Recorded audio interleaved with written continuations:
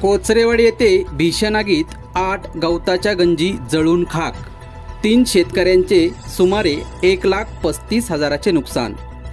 डोंगर माथ्यावर असलेल्या कोचरेवाडी येथे लागलेल्या भीषण आगीत गवताच्या 8 गंजी जळून खाक झाल्याची घटना रविवारी दुपारी घडली।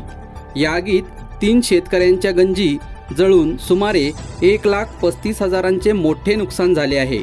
निलेश रामचंद्र गुलगे यांच्या 5, मधुकर हरिबा गुलगे यांच्या 2 तर कृष्णत मोहिते यांची 1 अशा 5 गवताच्या गंजी सलग रचण्यात आल्या होत्या।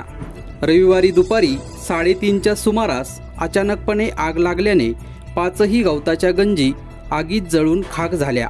या घटनेचा पंचनामा अद्यापही झालेला नाही। या जळिताचा तातडीने पंचनामा करून संबंधित शेतकऱ्यांना नुकसान भरपाई द्यावी अशी मागणी ग्रामस्थांनी केली आहे। चापळनगरीसाठी संपादक उमेश सुतार।